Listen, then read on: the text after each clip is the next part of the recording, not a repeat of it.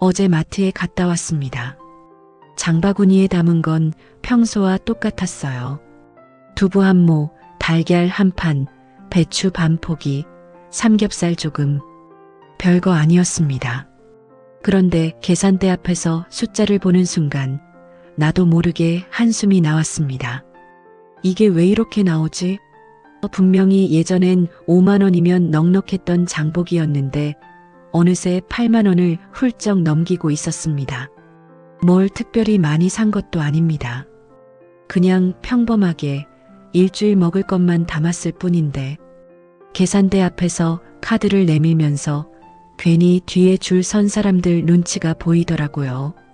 내가 뭘 잘못한 것도 아닌데 왜 이렇게 쓸쓸한 기분이 드는 건지. 집에 돌아와서 냉장고 문을 열어보니 지난주에 사둔 채소가 시들어 있었습니다. 먹으려고 샀는데 바빠서 못 먹었습니다. 아까워서 억지로 국에 넣어봤지만 맛이 예전 같지 않았습니다. 결국 반은 버렸습니다. 그 순간 문득 이런 생각이 들었습니다. 나는 대체 한 달에 식비를 얼마나 쓰고 있는 걸까? 그리고 더 무서운 생각이 뒤따랐습니다. 이 돈을 앞으로 20년, 30년 더 써야 하는데 이대로 괜찮은 걸까? 아마 이 영상을 틀어놓은 분들 중에도 비슷한 경험을 하신 분이 계실 겁니다.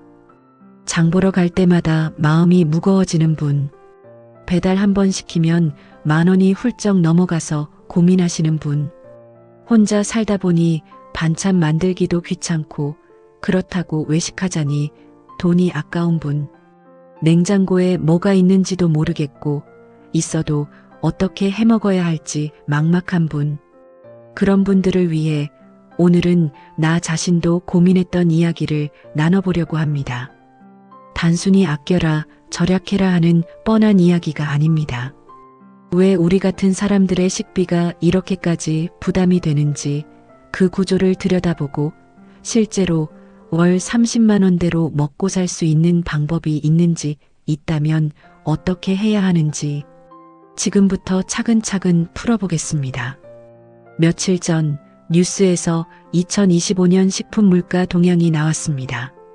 식료품 및 비알코올 음료 가격이 전년 대비 4.7% 상승했다.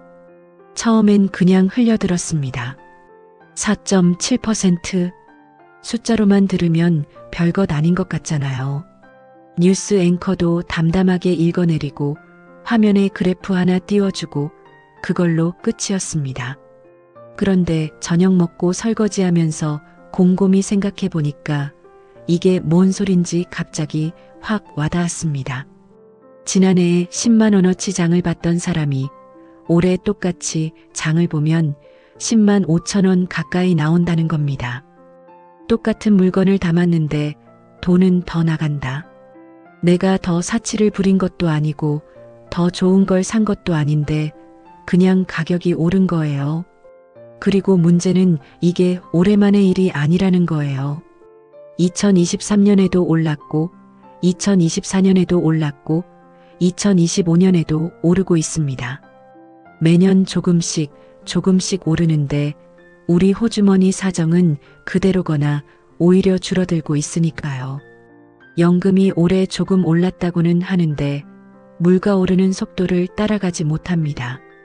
그러다 보니 장바구니에 담기는 건 점점 줄어들고 그래도 계산대 금액은 줄어들지 않는 이상한 현상이 벌어집니다. 나는 이게 참 억울하더라고요. 30년, 40년 일했습니다. 젊었을 때 새벽같이 출근해서 밤늦게 퇴근하고 주말에도 쉬지 못하고 일한 적이 한두 번이 아닙니다. 가족 먹여 살리고 자식 교육시키고 집 마련하느라 평생을 바쳤습니다. 내 것 하나 제대로 못 사면서 아이들 학원비 대느라 대학 등록금 대느라 허리띠 졸라맸습니다. 그때는 그래도 희망이 있었어요. 지금은 힘들어도 나중에 은퇴하면 편하게 살 수 있겠지. 그런 생각으로 버텼습니다. 그런데 이제 은퇴하고 나니까 밥 한 끼 먹는 것도 이렇게 눈치를 봐야 합니까? 마트에서 물건 하나 집어들 때마다 가격표부터 확인하게 되고 이거 꼭 사야 하나 고민하게 되고 결국 내려놓게 됩니다. 예전에는 그냥 장바구니에 담았을 물건들인데 달걀 한 판 사는데 7,000원이 넘습니다. 불과 몇 년 전만 해도 4,000원대였던 게 말입니다. 달걀이 금값이 됐다는 말이 농담이 아니에요. 김치 한 포기 담그려면 배추가 얼마인지 아십니까? 작년 겨울엔 배추 한 포기에 10,000원 가까이 갔었습니다. 배추 하나가 10,000원이에요. 거기에 무, 파, 고춧가루, 젓갈까지 사면 김치 한 번 담그는데 몇만 원이 듭니다. 차라리 사 먹는 게 나을 지경입니다. 라면도 올랐습니다. 요즘 편의점에서 컵라면 하나 사면 2,000원 가까이 합니다. 과자도 올랐습니다. 손주 온다고 과자 몇 봉지 사려고 했더니 10,000원이 훌쩍 넘어가더라고요. 빵도 올랐습니다. 동네 빵집에서 식빵 하나 사는데 5,000원입니다. 커피 믹스도 올랐습니다. 예전에는 대용량으로 사면 저렴했는데 이제는 그것도 만만치 않습니다. 뉴스에서는 물가 안정세라고 하는데 내 장바구니는 전혀 안정적이지가 않습니다. 도대체 뭐가 안정이라는 건지 어디가 안정이라는 건지 솔직히 이해가 안 됩니다. 이게 내가 뭘 잘못해서 그런 건지 아니면 세상이 원래 이렇게 돌아가는 건지 솔직히 화가 나기도 하고 답답하기도 했습니다. 그러다 문득 다른 분들은 어떻게 살고 계신지 궁금해졌습니다. 나만 이렇게 힘든 건지 다들 비슷하게 느끼고 계신 건지 그래서 자료를 좀 찾아봤습니다. KB금융에서 올해 발표한 보고서가 있더라고요. 2025 KB골드라이프 보고서라는 건데 거기 보니까 우리나라 사람들이 생각하는 노후 적정 생활비가 한 달에 350만 원이랍니다. 350만 원. 이게 뭐 호화롭게 살겠다는 게 아닙니다. 그냥 밥 먹고 병원 가고 가끔 손주한테 용돈 주고 1년에 한두 번 여행 다니면서 그래도 먹고 살 만하다 싶을 정도의 돈이라는 겁니다. 사치가 아니라 그냥 평범하게 살고 싶다는 거예요. 그런데 실제로 조달할 수 있다고 답한 금액은 얼마였을까요? 230만 원. 적정 생활비의 66%밖에 안 됩니다. 3분의 1이 부족하다는 거예요. 매달 120만 원씩 모자란다는 건데 이걸 어떻게 메꿔야 합니까? 더 충격적인 건 1인 가구의 경우입니다. 배우자 없이 혼자 사시는 분들, 사별하셨거나 이혼하셨거나 아니면 원래 혼자 사시는 분들, 1인 가구가 조달할 수 있다고 답한 금액은 고작 165만 원이었습니다. 165만 원으로 한 달을 살아야 한다는 겁니다. 여기서 월세 내고 관리비 내고 통신비 내고 보험료 내고 병원비 내고 그러고 나면 식비로 쓸 수 있는 돈이 얼마나 남겠습니까? 많아야 30만 원에서 40만 원. 빠듯하게 잡으면 그것도 안 될 수 있습니다. 30만 원으로 한 달 먹고 살아야 한다는 건데 하루에 10,000원도 안 되는 돈으로 새끼를 해결해야 한다는 겁니다. 이게 현실입니다. 우리 같은 사람들이 지금 처해 있는 현실. 뉴스에서는 경제가 어떻고 성장률이 어떻고 그런 거창한 얘기만 하는데 정작 우리 밥상 위에서 무슨 일이 벌어지고 있는지는 아무도 말해주지 않습니다. 그런데 여기서 끝이 아닙니다. 뉴스에서는 잘 다루지 않는 더 중요한 이야기가 있습니다. 많은 분들이 이렇게 생각하십니다. 그래도 옛날보다는 나아졌지. 우리 부모님 세대보다는 먹을 게 풍족하잖아. 마트에 가면 없는 게 없고 배달시키면 뭐든 다 갖다 주는데 뭐가 문제야? 맞습니다. 겉으로 보기엔 그렇습니다. 대형마트에 가면 식재료가 산더미처럼 쌓여 있습니다. 채소 코너, 과일 코너, 정육 코너, 수산물 코너. 없는 게 없어요.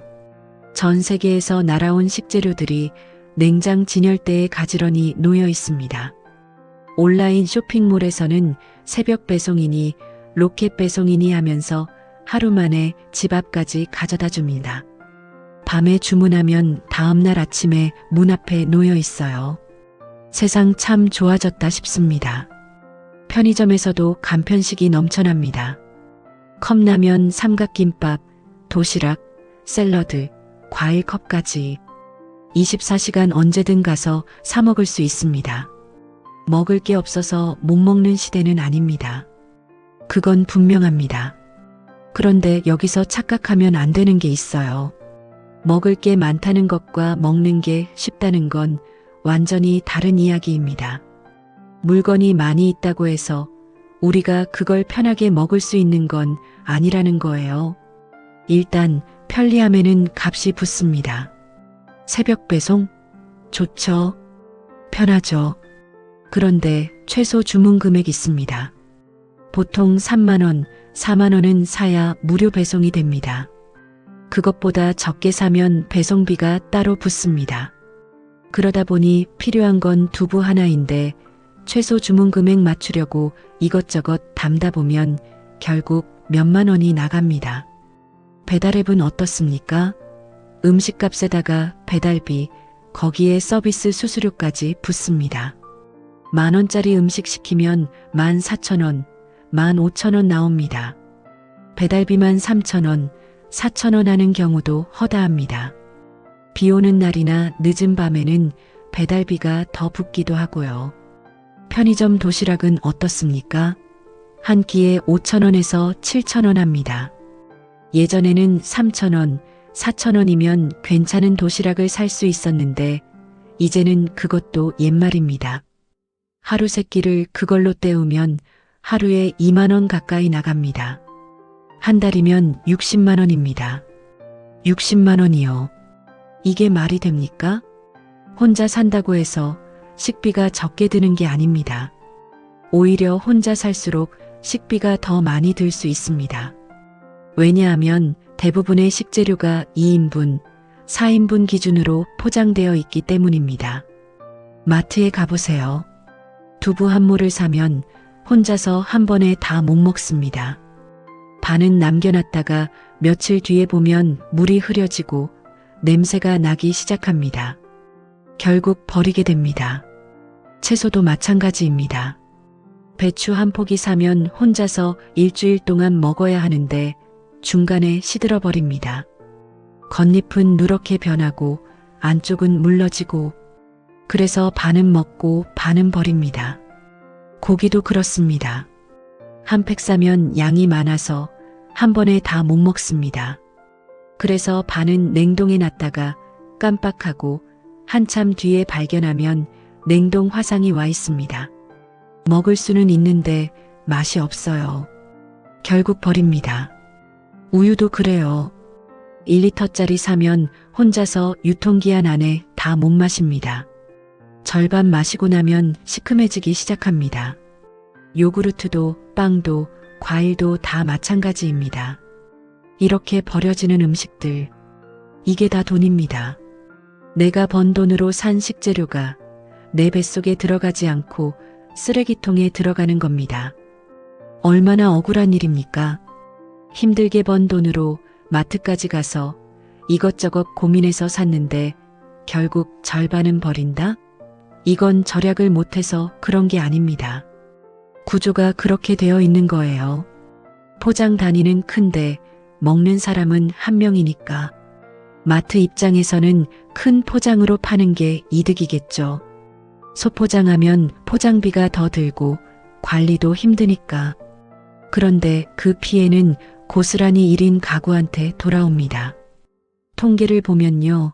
우리나라 가정에서 버려지는 음식물 쓰레기 중에 상당 부분이 먹지 못하고 버린 식재료입니다. 유통기한 지나서 버린 것, 상해서 버린 것, 냉장고 안쪽에 밀려 있다가 뒤늦게 발견해서 버린 것. 특히 1인 가구에서 이 비율이 더 높습니다. 왜냐하면 포장 단위는 큰데 먹는 사람은 한 명이니까요. 그러니까 착각하면 안 됩니다. 먹을 게 많으니까 괜찮겠지가 아닙니다.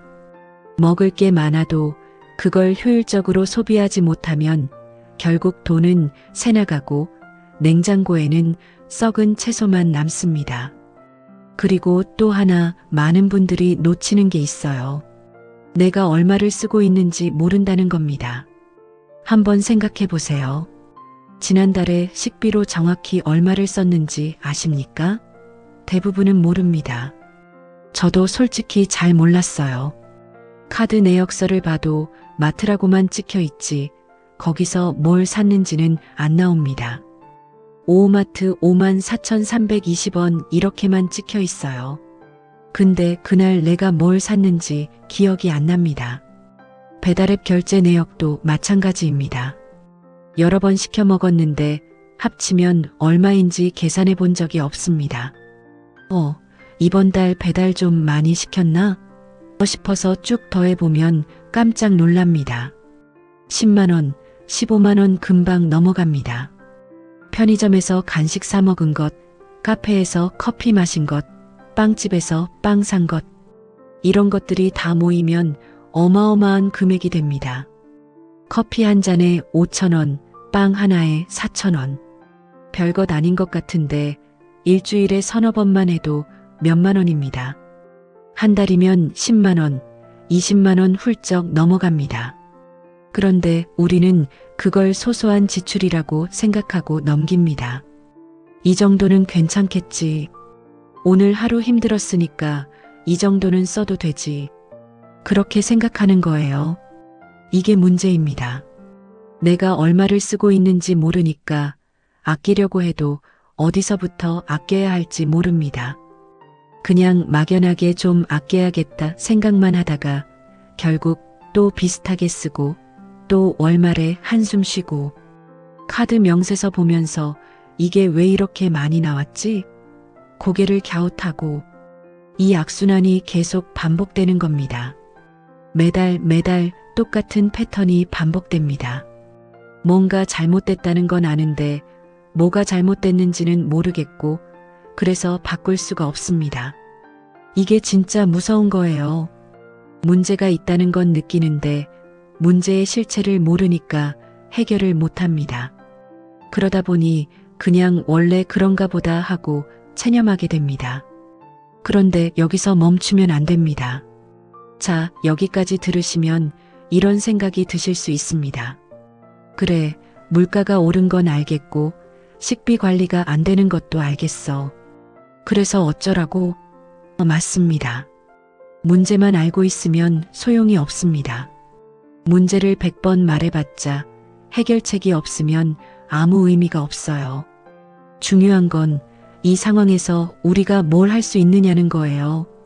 물가를 내가 낮출 수 있는 것도 아니고 연금을 당장 더 받을 수 있는 것도 아니고 그러면 손 놓고 당하고만 있어야 합니까? 아닙니다. 우리가 바꿀 수 있는 게 있습니다. 내가 통제할 수 있는 영역에서 조금씩 바꿔나갈 수 있는 게 있습니다. 그런데 여기서 멈추면 안 됩니다. 왜냐하면 지금부터 말씀드리는 내용이 진짜 중요하거든요. 이 영상을 끝까지 듣고 계신 분이라면 아마 진지하게 고민하고 계신 분일 겁니다. 어떻게 하면 식비를 줄일 수 있을까?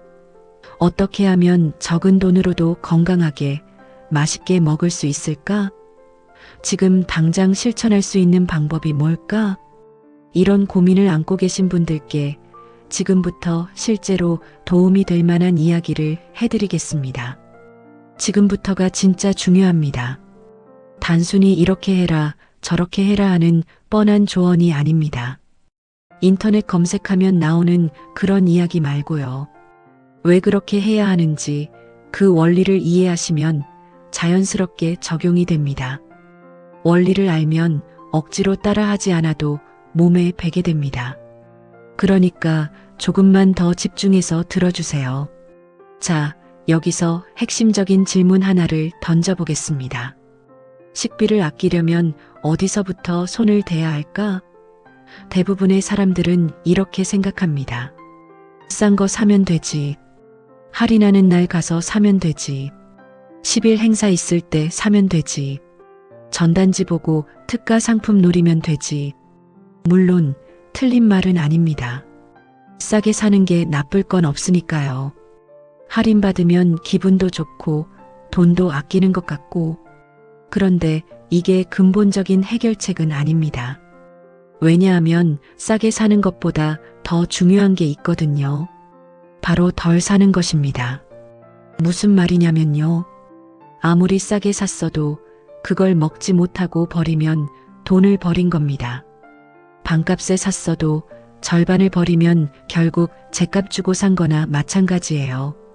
아무리 할인받았어도 필요 없는 걸 샀으면 낭비한 겁니다. 원래 안 사려던 건데 할인하니까 샀으면 그건 아낀 게 아니라 쓴 겁니다. 0원 쓸 걸 3,000원 쓴 거예요. 아무리 1+1로 2개 받았어도 하나 먹고 하나 상하면 결국 손해입니다. 2개 받았다고 좋아했는데 결국 하나만 먹고 하나는 버렸으면 그냥 하나 산 거랑 뭐가 다릅니까? 이게 핵심이에요.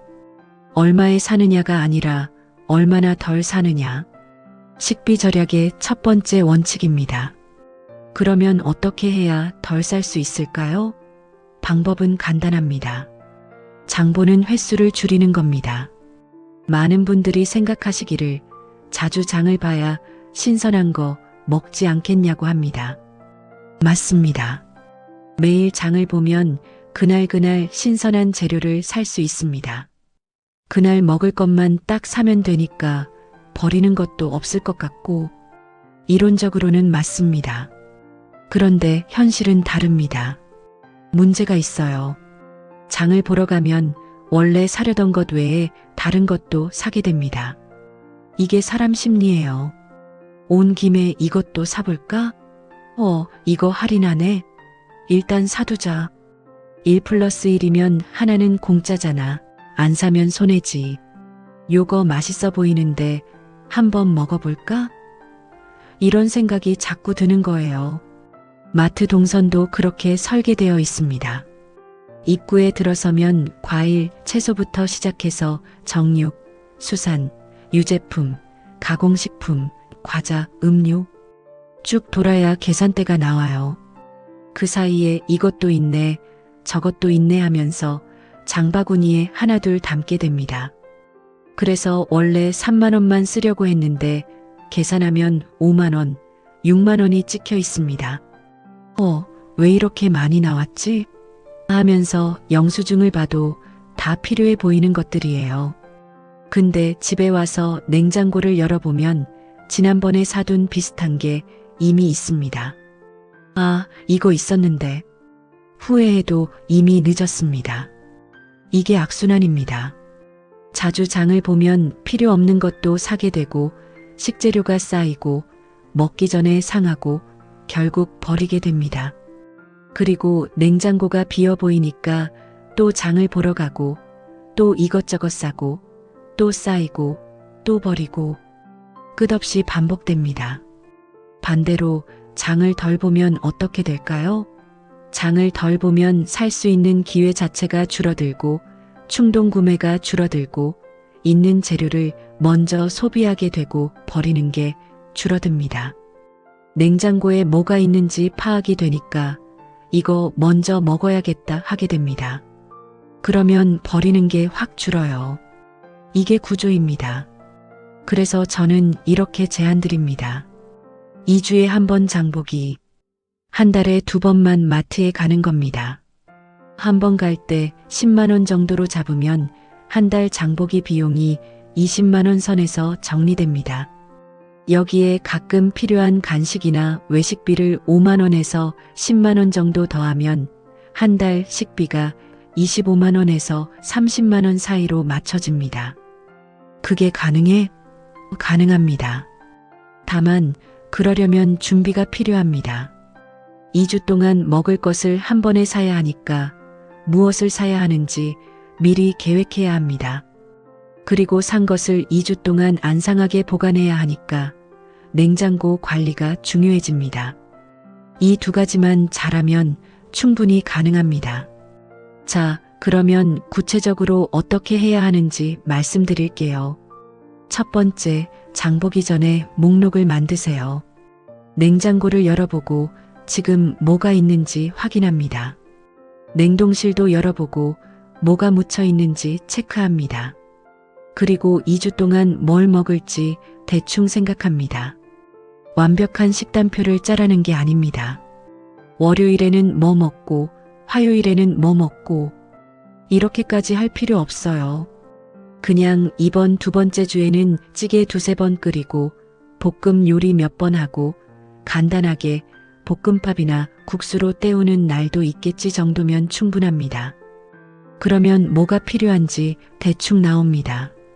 된장찌개 끓이려면 두부랑 호박이 필요하고 김치찌개 하려면 돼지고기랑 김치가 필요하고 볶음밥 하려면 달걀이랑 파가 필요하고 이렇게 필요한 것들을 목록으로 적어서 마트에 갈 때 가져갑니다.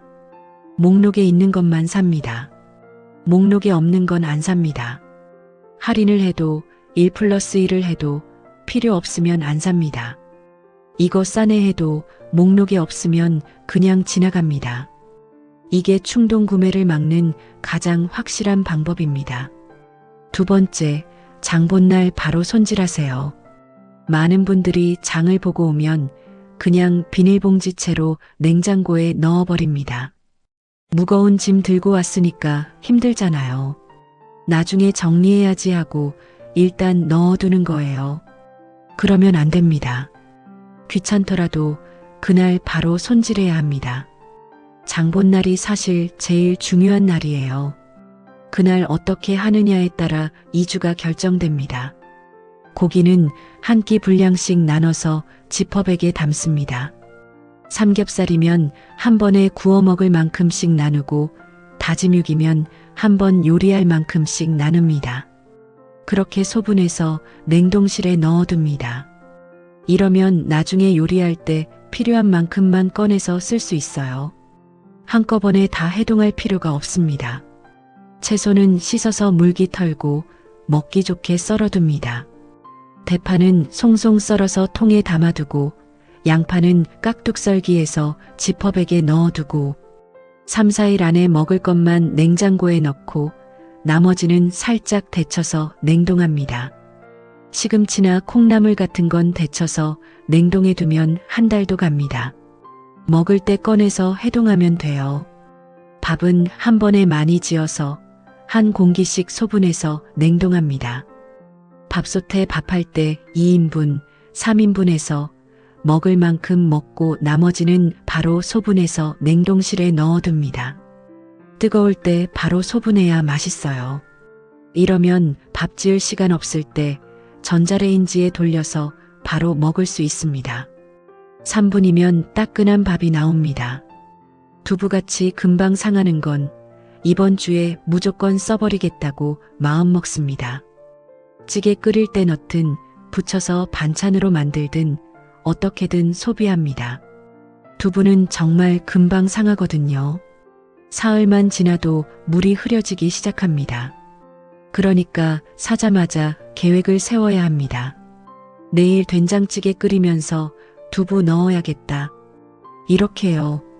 이렇게 하면 퇴근하고 집에 왔을 때 마음이 달라집니다. 배달시킬까? 하다가도 냉동실에 고기 있고 밥도 있으니까 그냥 볶아 먹자 하게 됩니다. 냉장고에 뭐가 있는지 눈에 보이니까 배달의 편일이 확 줄어듭니다. 뭘 해먹을지 고민이 줄어드니까 그냥 시켜 먹자라는 생각도 줄어듭니다. 배달 한 번 안 시키면 10,000원, 15,000원 아끼는 겁니다. 한 달에 10번만 덜 시켜도 10만 원에서 15만 원이 절약됩니다. 세 번째, 레시피는 단순하게 가져가세요. 요리를 잘해야 한다고 생각하지 마세요. TV에 나오는 요리 프로그램 보면 재료도 많이 들어가고 과정도 복잡하고 뭔가 대단해 보이잖아요. 그런 거 안 해도 됩니다. 우리 같은 사람한테 필요한 건 복잡한 요리가 아닙니다. 재료 적게 들고 10분 안에 끝나고 남은 재료 처리까지 되는 간단한 요리. 이게 필요합니다. 예를 들어볼게요. 달걀볶음밥. 밥이랑 달걀만 있으면 됩니다. 냉장고에 남은 채소 아무거나 넣어도 됩니다. 파 있으면 파, 당근 있으면 당근, 양파 있으면 양파, 아무것도 없으면 그냥 달걀만 넣어도 됩니다. 기름 두르고 볶으면 끝입니다. 5분이면 됩니다. 된장찌개. 된장이랑 두부만 있으면 됩니다.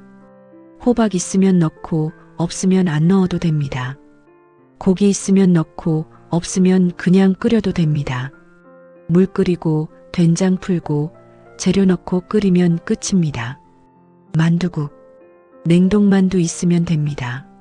물 끓이고 만두 넣고 달걀 풀어 넣고 파 좀 썰어 넣으면 끝입니다. 만두는 냉동실에 오래 두어도 괜찮아서 비상식량으로 항상 넣어두면 좋습니다. 비빔국수. 소면 삶아서 간장, 참기름, 고춧가루 넣고 비비면 됩니다. 오이 있으면 채 썰어 넣고 계란 후라이 얹으면 더 좋고 없으면 그냥 비벼도 맛있습니다. 김치볶음밥. 김치랑 밥만 있으면 됩니다.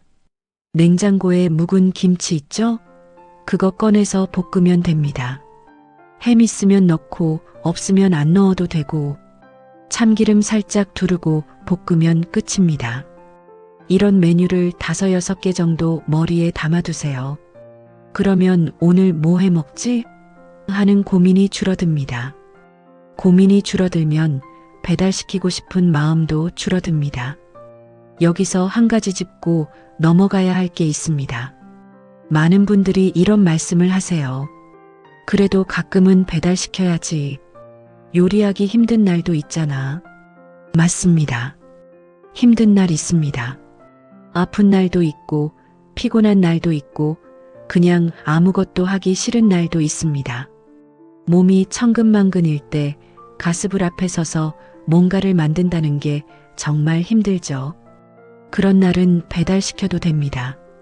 그게 나쁜 게 아닙니다. 문제는 그게 습관이 되는 겁니다. 그런데 이건 그냥 넘기면 안 됩니다. 배달비가 얼마인지 아십니까? 요즘 배달앱에서 음식 하나 시키면 최소 3,000원에서 5,000원 정도 배달비가 붙습니다. 여기에 플랫폼 수수료, 포장비까지 더해지면 음식값의 20, 30%가 추가로 나갑니다. 10,000원짜리 음식을 시키면 실제로 내는 돈은 13,000원, 15,000원이 됩니다. 배달비만 4,000원, 5,000원 하는 경우도 허다합니다. 그 돈이면 마트에서 달걀 한 판을 살 수 있어요. 한 달에 10번만 시켜도 배달비로만 3만원에서 5만원이 나가는 겁니다. 배달비만요. 음식값은 따로고요. 그 돈이면 마트에서 일주일 먹을 식재료를 살 수 있습니다. 5만원이면 고기도 사고 채소도 사고 달걀도 사고 라면도 사고 이것저것 넉넉하게 살 수 있어요. 물론 배달이 나쁘다는 게 아닙니다. 정말 힘들 때, 정말 어쩔 수 없을 때 배달시키는 건 괜찮습니다. 아플 때, 몸이 안 좋을 때, 그럴 때는 배달이 오히려 필요합니다. 문제는 그게 습관이 되는 겁니다. 한 번 시키면 또 시키게 되고 2번 시키면 3번 시키게 됩니다. 오늘은 좀 피곤하니까 배달시켜야지. 오늘은 뭐 해먹기 귀찮으니까 배달시켜야지. 오늘은 냉장고에 뭐가 없으니까 배달시켜야지. 핑계는 매일 있습니다.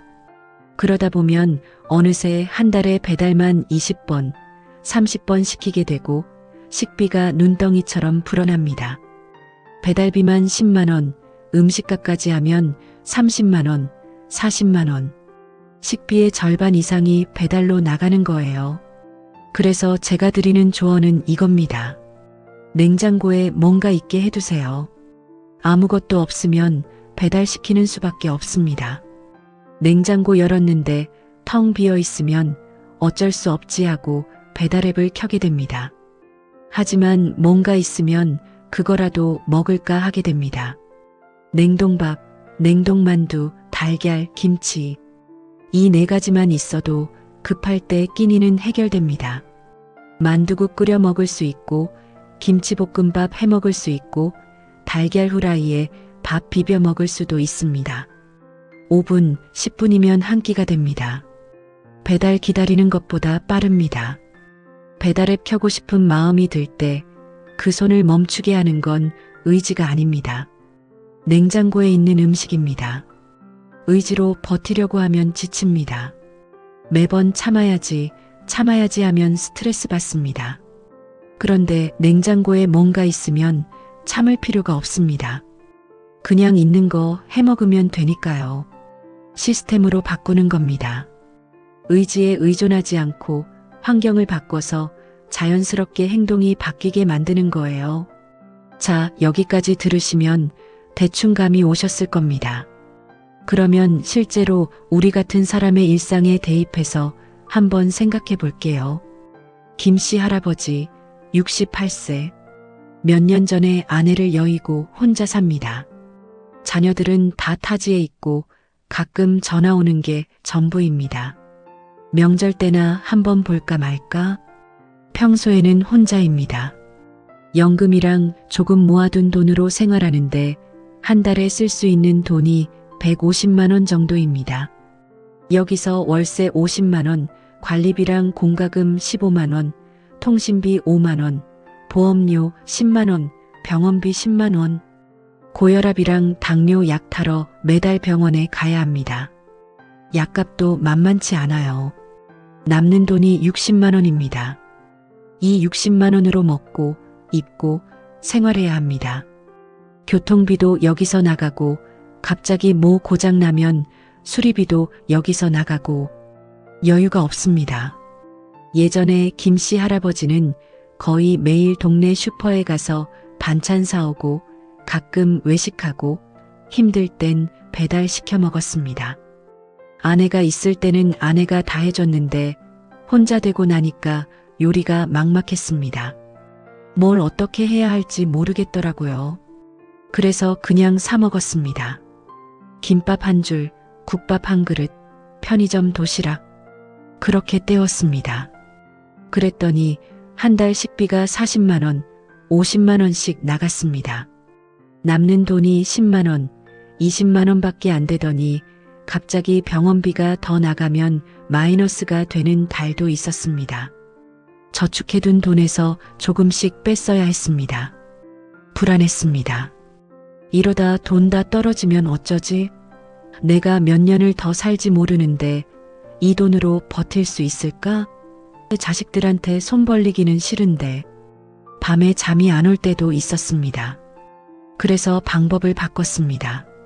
처음에는 반신반의했습니다. 내가 요리를 할 수 있을까? 귀찮아서 못하면 어쩌지? 그래도 일단 해보기로 했습니다. 2주에 한 번 마트에 가기로 했습니다. 한 번 갈 때 10만 원만 쓰기로 했습니다. 장 보러 가기 전에 냉장고 확인하고 뭐가 필요한지 목록 만들어서 갔습니다. 처음엔 목록 만드는 것도 서툴렀습니다. 뭘 사야 할지 잘 몰랐거든요. 그래서 일단 기본적인 것만 적었습니다. 달걀, 두부, 파, 양파, 감자, 고기 조금, 라면, 김치. 이 정도. 마트에 가서 목록대로만 샀습니다. 다른 거 눈에 들어와도 참았습니다. 이건 목록에 없으니까 안 사. 그렇게 생각했습니다. 집에 와서는 바로 손질했습니다. 처음엔 이것도 귀찮았습니다. 그냥 냉장고에 넣어두면 안 되나? 그런데 전에 그랬다가 다 상해서 버린 기억이 나더라고요. 그래서 귀찮아도 했습니다. 고기는 소분해서 냉동하고 채소는 다듬어서 정리하고 밥은 미리 지어서 냉동하고 1시간 정도 걸렸습니다. 힘들었지만 그날 하루만 힘들면 2주가 편합니다. 저녁에 간단하게 찌개 끓이거나 볶음밥 해먹거나 국수 삶아 먹었습니다. 처음에 만든 된장찌개는 짜기도 하고 뭔가 어설펐습니다. 그래도 먹을 만했습니다. 밖에서 사 먹는 것보다 싱겁게 할 수 있어서 건강에도 좋았습니다. 몇 번 하다 보니까 손에 익었습니다. 이제는 눈대중으로 간을 맞출 수 있게 됐습니다. 배달은 한 달에 2~3번만 정말 힘들 때만 시켰습니다. 감기 걸렸을 때, 몸이 너무 안 좋을 때, 그때만 시켰습니다. 그랬더니 한 달 식비가 25만 원대로 줄었습니다. 예전에 40만 원, 50만 원 쓰던 게 25만 원이 된 거예요. 15만 원에서 25만 원이 남게 됐습니다. 남는 돈이 30만 원 넘게 생겼습니다. 그 돈으로 조금씩 저축도 하고 가끔 손주한테 용돈도 보내줍니다. 명절에 만났을 때 이거 할아버지가 주는 거야 하면서 용돈 주면 손주가 좋아합니다. 그 모습 보면 저도 기분이 좋습니다. 예전에는 그것도 부담이었는데 이제는 그 정도는 여유가 생겼습니다. 마음이 훨씬 편해졌습니다. 밤에 잠도 잘 옵니다. 돈 걱정이 줄어드니까 마음이 가벼워졌습니다. 물론 처음에는 귀찮았습니다. 손질하는 것도 귀찮고 요리하는 것도 귀찮았습니다. 이걸 내가 왜 해야 하나 싶기도 했습니다. 아내가 있었으면 이런 고생 안 해도 됐을 텐데 그런 생각도 들었습니다. 그런데 일주일, 2주일 하다 보니까 손에 익었습니다. 한 달 하니까 루틴이 됐습니다. 이제는 생각 안 해도 몸이 움직입니다. 아침에 일어나면 밥 데워서 먹고 점심은 가볍게 넘기고 저녁에 간단하게 해 먹습니다. 뭘 해 먹을지 고민도 안 합니다. 냉장고에 있는 거 보고 오늘은 이거 해야겠다 바로 결정합니다. 건강도 좋아졌습니다. 배달 음식 먹을 때보다 속도 편하고 몸도 덜 무겁습니다. 배달 음식은 기름지고 짜고 양이 많잖아요. 그거 먹고 나면 속이 더부룩했는데 직접 해 먹으니까 싱겁게 할 수 있어서 좋습니다. 혈압도 전보다 안정됐다고 의사 선생님이 그러더라고요. 이게 우리 같은 사람한테 필요한 겁니다. 거창한 게 아닙니다. 조금만 방법을 바꾸면 식비도 줄이고 건강도 챙기고 마음도 편해질 수 있습니다. 자, 여기서 잠깐 정리해 볼게요. 이 부분은 나중에 다시 들어도 좋을 내용이니까 기억해 두시면 좋겠습니다. 메모하셔도 좋고 나중에 이 부분만 다시 들으셔도 됩니다. 식비 절약의 핵심 3가지. 첫째, 장은 2주에 한 번. 자주 가면 필요 없는 것도 사게 됩니다. 할인 상품, 1+1 상품에 현혹되기 쉽습니다. 횟수를 줄이세요. 한 달에 2번만 마트에 가세요. 장 보기 전에 목록을 만들고 목록에 있는 것만 사세요. 둘째, 장 본 날 바로 손질. 고기는 소분해서 냉동, 채소는 다듬어서 정리, 밥은 미리 지어서 냉동. 장 본 날 1시간만 투자하면 2주가 편합니다. 이렇게 해두면 배달앱 켤 일이 줄어듭니다. 냉장고 열면 바로 해먹을 수 있는 재료가 있으니까요. 셋째, 단순한 레시피 5, 6개 머리에 담아두기. 달걀볶음밥, 된장찌개, 만두국, 비빔국수, 김치볶음밥. 이 정도면 충분합니다. 복잡한 요리 안 해도 됩니다. 고민 없이 바로 해먹을 수 있게 몇 가지 메뉴만 익혀두세요. 이 3가지만 지켜도 한 달 식비를 30만 원대로 맞출 수 있습니다. 이 영상을 여기까지 듣고 계신 분이라면 분명 진지하게 노후 생활을 고민하고 계신 분일 겁니다. 지금 이대로 괜찮은 걸까? 앞으로 어떻게 해야 할까? 내가 바꿀 수 있는 게 뭘까? 이런 고민을 안고 계신 분들께 말씀드리고 싶습니다. 걱정만 하고 있으면 아무것도 바뀌지 않습니다. 고민만 하면 불안만 커집니다. 작은 것 하나라도 바꿔보세요. 다음에 장 보러 갈 때 목록 만들어서 가보세요. 종이에 적어서 가도 되고 핸드폰 메모장에 적어도 됩니다. 그리고 목록에 있는 것만 사보세요. 장 보고 오면 그날 바로 손질해 보세요. 귀찮아도 한 번만 해보세요. 그 다음부터는 쉬워집니다. 배달시키고 싶을 때 냉장고 한번 열어보세요. 뭔가 있으면 그거 먹으세요. 그렇게 하나씩 바꾸다 보면 한 달 뒤에는 분명 달라져 있을 겁니다. 카드 명세서 봤을 때 식비 항목이 줄어 있을 겁니다. 그때 느끼는 뿌듯함은 해본 사람만 알 수 있습니다. 여기서 하나 여쭤볼게요. 혹시 여러분들은 혼자 사시면서 식비 때문에 고민해 보신 적 있으신가요? 아니면 나름대로 식비 아끼는 방법을 갖고 계신 분도 있을 거예요. 나는 이렇게 하니까 좀 나아지더라. 나는 이런 방법을 쓰고 있어. 이런 경험이 있으시면 댓글로 나눠주세요. 다른 분들한테도 도움이 될 것 같습니다.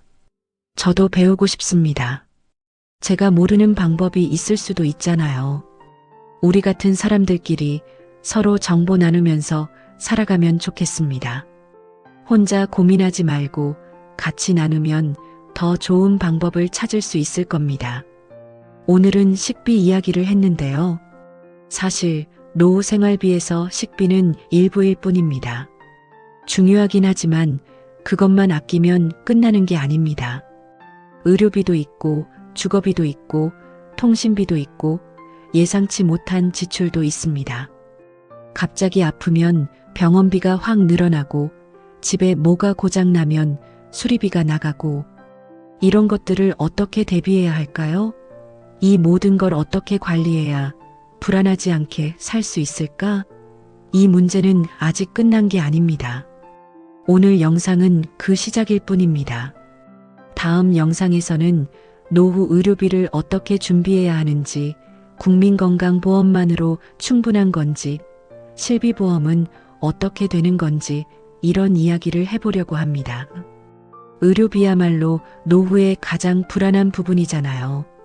요즘 의료비 때문에 고민 많으신 분들, 다음 영상도 꼭 챙겨보세요. 오늘 영상이 도움이 되셨다면 좋아요 눌러주시고요. 좋아요 눌러주시면 더 많은 분들께 이 영상이 전달됩니다. 아직 구독 안 하신 분들은 구독도 부탁드립니다. 그래야 다음 영상 나왔을 때 놓치지 않고 보실 수 있습니다. 알림 설정까지 해두시면 더 좋고요. 오늘도 끝까지 들어주셔서 감사합니다. 긴 영상이었는데 여기까지 함께 해주셔서 정말 감사합니다. 다음에 또 뵙겠습니다. 건강하세요.